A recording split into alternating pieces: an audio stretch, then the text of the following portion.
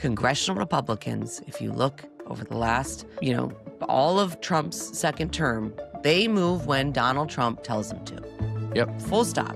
This is just the facts of the matter. And until he engages, I don't think we're going to get out of this.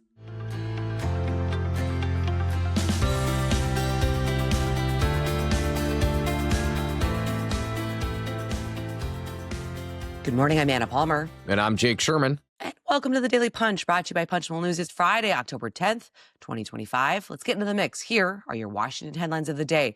Number one, day 10 of the government shutdown, where things stand.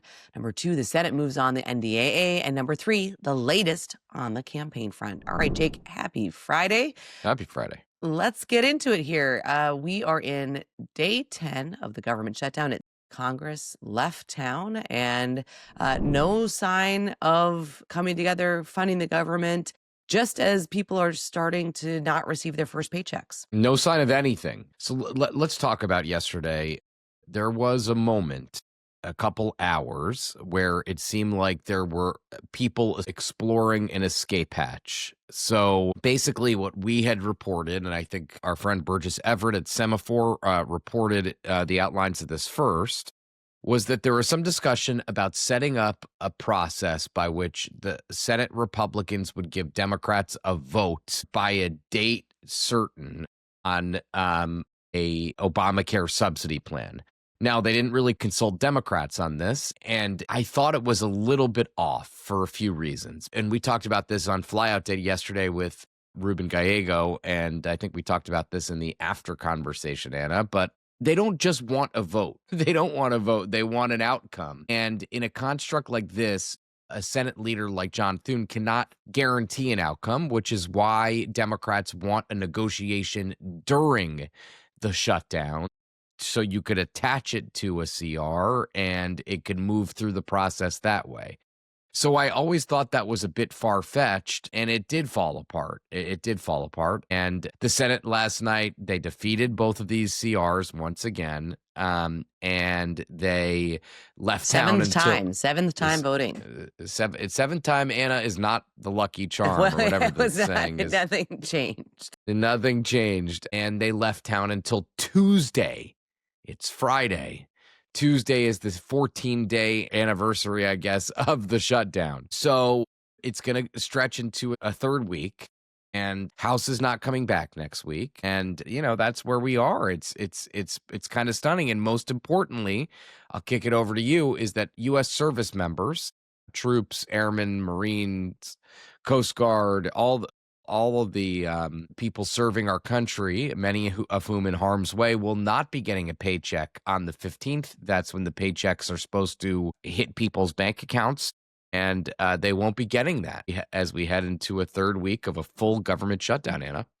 I mean, what's interesting here is you see the contours of both sides trying to find a way out of this, right? Well, I'm not sure Republicans really are at this point. Well, It was Republicans who came up with the plan to try to figure out. Yeah, you're right. So I think there's agitation. Yes. And the people that I think everybody's looking to, and the reason this has not come to a close is because President Donald Trump is not engaged. That's right. Congressional Republicans, if you look over the last, all of Trump's second term, they move when Donald Trump tells them to.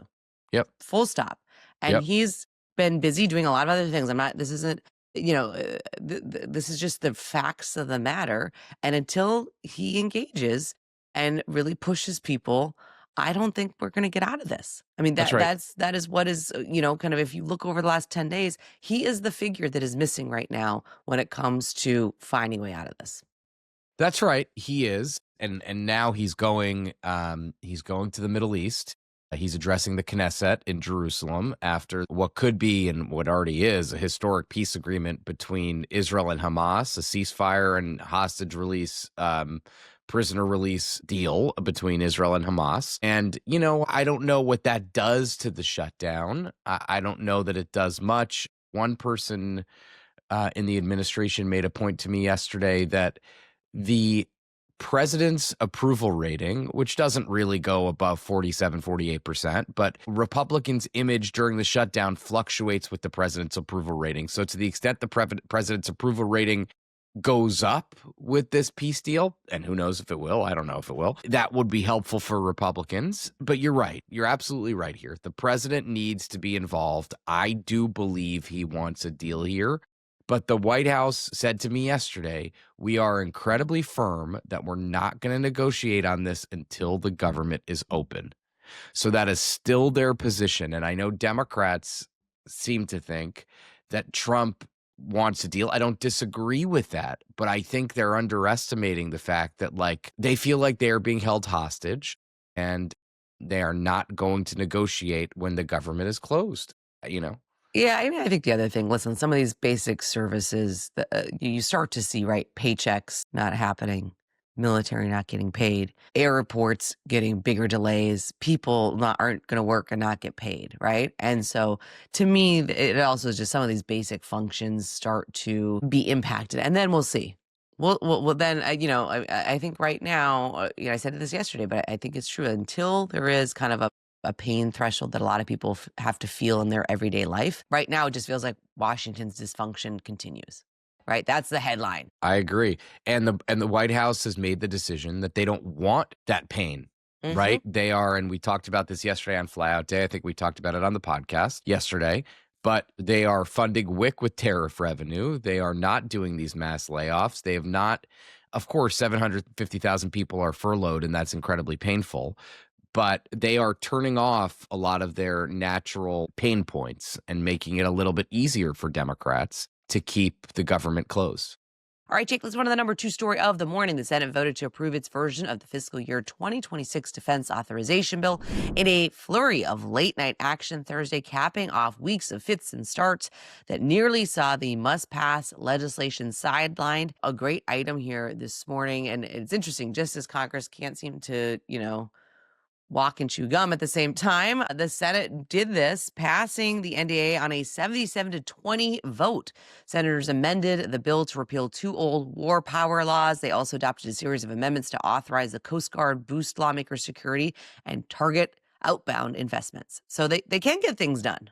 Yeah, and there was a lot of surprise here that the NDAA got through during a shutdown. Yeah. And it wasn't entirely without controversy. I mean, there were Republicans who said, "What is John Thune doing here? This is something that we shouldn't be doing during a shutdown because it makes things again okay for Democrats, right?" I mean, 77-20 means there's a lot of Democrats who voted for this bill.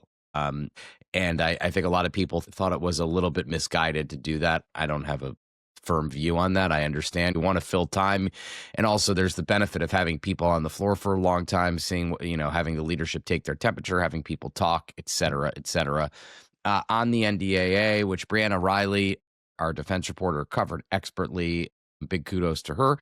The NDAA needs to be conferenced and negotiated now with the House version, and there's going to be talks about that going forward because the NDAA is a must-pass bill. But there was talk, I mean, just even like a couple weeks ago that the Senate wasn't going to be able to do this and they were going to have to take the House bill, right? I mean, Well, there was talks that they were going to have to. Excuse me. Tired Friday. There were talks about them not passing this and just going into negotiations. Right. So. But listen, they established their position. There are some differences between the two bills, and that's important to note. But this will get done now, I think, by the end of the year.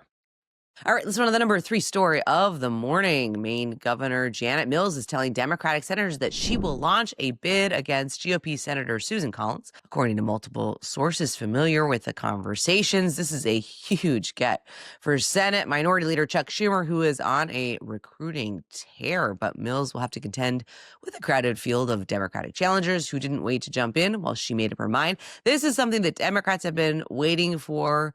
And it seemed like, man, she was taking her sweet time to get into the race. Well, and now it is finally here. I mean, this is could potentially be a problem for Susan Collins. It could. I mean, she has to get through a primary first. Janet Mills is 77 years old. A couple weeks ago, she praised Susan Collins in a public event, which is something that I am sure Susan Collins, should Janet Mills get through the primary, is going to play a lot of times in that campaign. And I think the argument to Janet Mills from the Senate Democratic leadership is like, don't hang around here. Get in the race, serve a term, and give us a chance to beat Susan Collins. I don't know that she gets through a primary. I really don't know. I mean, it's a very We'll crowded see. primary with a lot of money, a lot of candidates that people are excited about. And Susan Collins is good. Remember, she beat Sarah Gideon in 2020, and Sarah Gideon had zillions of dollars. It felt like it actually still has a bunch of money in the Yeah. bank. I mean, money's not going to be the problem here for either Janet No, Mills that's right. or for That's right. Susan Collins. I mean, I think the No, question's going to be, listen, she is the candidate in Maine that Chuck Schumer wanted, oh, right? I yeah, mean, and she's the only Republican senator up for re-election in a state that former Vice President Kamala Harris won in 2024. So that's the headline, subject line, the whole deal. That's it. all right, one other scoop. House Majority Whip Tom Emmer will report raising $6 million in the third quarter, Jake bringing his total 2025 fundraising to $22 million. That's a strong posting there for the Minnesota Republican. Yes, a guy who's used to raising money, former chair of the NRCC. And FEC deadline is coming up 5 days away, so we'll get a bunch of these next week.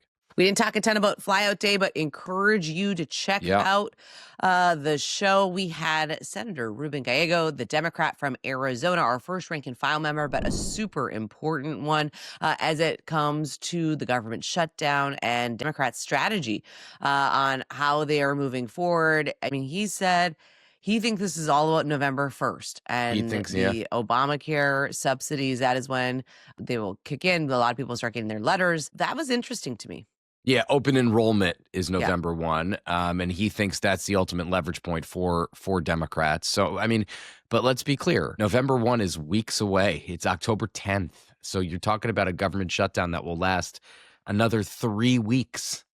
I mean, that will be the longest shutdown in American history. I think the last longest was 35 days in 2018 into 2019. So yeah, it's a great episode. I really enjoyed it, and I really enjoyed the after conversation with Igor Bobek and John Bresnan. It was a lot of fun. Our very own John Bresnan, his 6th government shutdown. He had a lot of insight. So please check that out on YouTube. You can subscribe.